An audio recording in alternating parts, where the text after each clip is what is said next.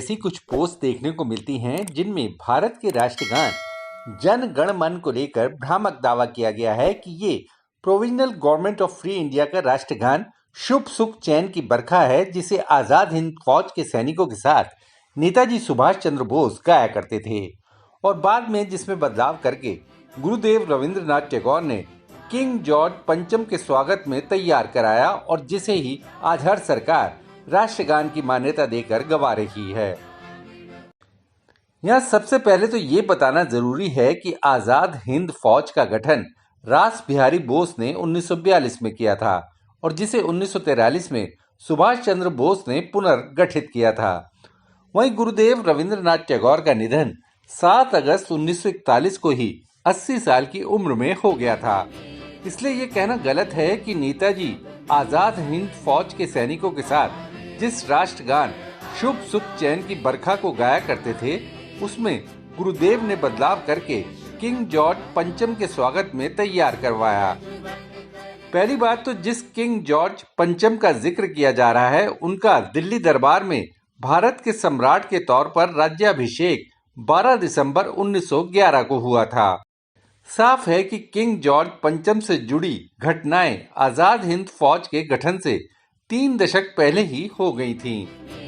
इसलिए ये कहना भी गलत है कि गुरुदेव ने आजाद हिंद फौज के शुभ सुख चैन में बदलाव करके उसे किंग जॉर्ज पंचम के स्वागत के लिए तैयार कराया। इसका खंडन खुद रविंद्रनाथ टैगोर ने 10 नवंबर 1937 को पुलिन बिहारी सेन को लिखे एक पत्र में किया था। टैगोर ने तब साफ किया था कि भारतो भाग्यो विधाता में युगों युगों से भारत के रथ के उतार चढ़ाव का जिक्र था, जो किसी जॉर्ज पंचम या किसी भी जॉर्ज के लिए नहीं हो सकता था। अब आपको राष्ट्रगान जन गण मन की पूरी कहानी बताते हैं, जिससे कोई भ्रम की स्थिति ना रहे। ये तथ्य है कि किंग जॉर्ज पंचम का जब राज्याभिषेक हुआ, उससे एक दिन पहले यानी 11 दिसंबर 1911 को रविंद्रनाथ टैगोर ने जन गण मन को भारतो भाग्यो विधाता स्तुति गीत के तौर पर लिखा था। जन गण मन को पहली बार सार्वजनिक तौर पर 27 दिसंबर 1911 को भारतीय राष्ट्रीय कांग्रेस के सालाना अधिवेशन के दूसरे दिन कोलकाता में रविंद्रनाथ टैगोर की भतीजी सरला देवी चौधुरानी ने कुछ सहेलियों के साथ गाया था। इसका नोटेशन या संकेतन टैगोर ने 1919 में सेट किया, जिसे आज तक मान्य माना जाता है। जन गण मन जो आज गाया जाता है, वो टैगोर के लिखे ब्रह्मो स्तुति गीत के 5 स्टैंजा में से सिर्फ पहला लिया एक स्टैंजा है।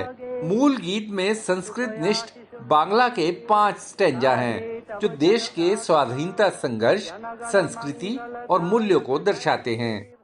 नेताजी और आजाद हिंद फौज का नाम लेकर जिस शुभ सुख चैन की बरखा की बात की जाती है, वो टैगोर के 1911 में लिखे ब्रह्मो स्तुति गीत भारतो भाग्यो विधाता का ही हिंदी उर्दू संस्करण है, जिसका अनुवाद नेताजी ने खुद INA के कैप्टन आबिद अली और मुमताज हुसैन के साथ मिलकर किया था। इसकी धुन INA के कैप्टन राम सिंह ठाकुर ने तैयार की थी।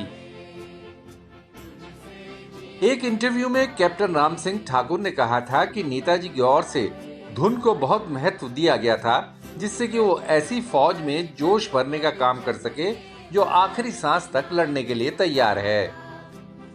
राम सिंह ठाकुर के मुताबिक नेताजी ने सिंगापुर की कैथे बिल्डिंग में स्थित INA ब्रॉडकास्टिंग स्टेशन में आकर कहा था कि रविंद्रनाथ टैगोर के मूल बंगाली से अनुवाद किए गीत पर ऐसी मार्शल धुन तैयार करी जाए जो लोगों को सोने ना दे, बल्कि उन्हें भी जगा दे जो सो रहे हैं। नेताजी ने इस गीत को provisional government of free India की नेशनल एंथम के तौर पर 1943 में मान्यता दी।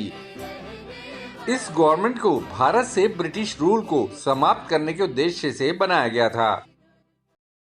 जन गण मन की फाइनल धुन को किसने तैयार किया, इसको लेकर बरसों से विवाद चला आ रहा है, जिसे आज भारत के राष्ट्रीय गान के तौर पर जाना जाता है। जैसा कि ऊपर बताया जा चुका है कि ब्रह्मो स्तुति गीत भारतो भाग्यो विधाता को पहली बार 11 दिसंबर 1911 को गुरुदेव रविंद्रनाथ टैगोर ने लिखा।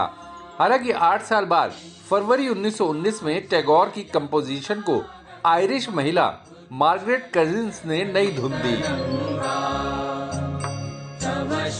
1919 में टैगोर आंध्र प्रदेश के मदनापल्ले में बीसेंट थियोसॉफिकल कॉलेज में आए।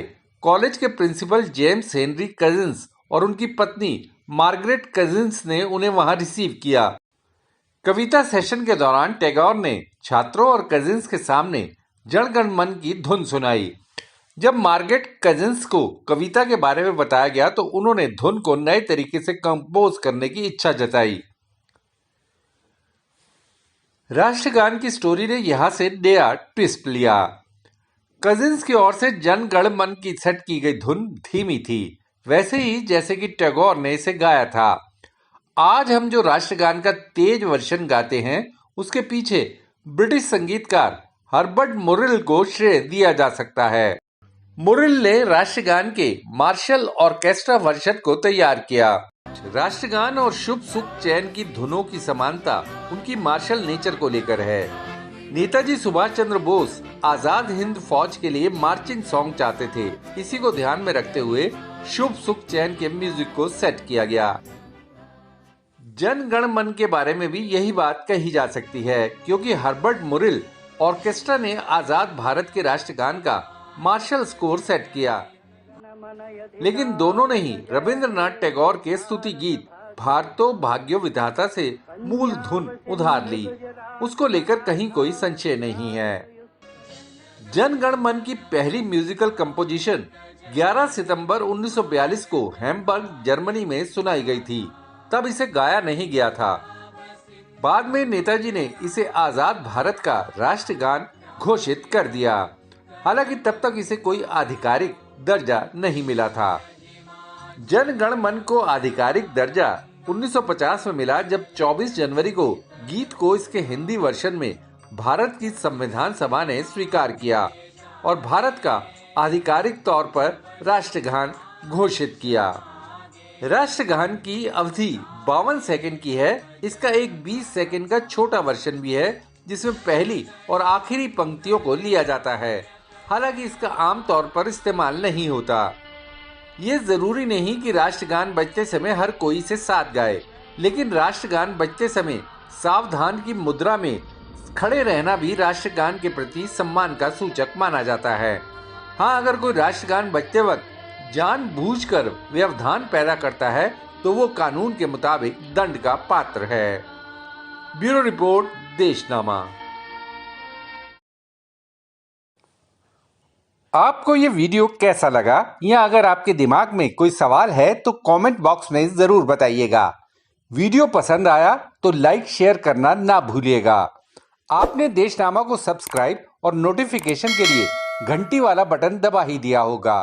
फिर मुलाकात होगी आपसे, तब तक के लिए नमस्कार।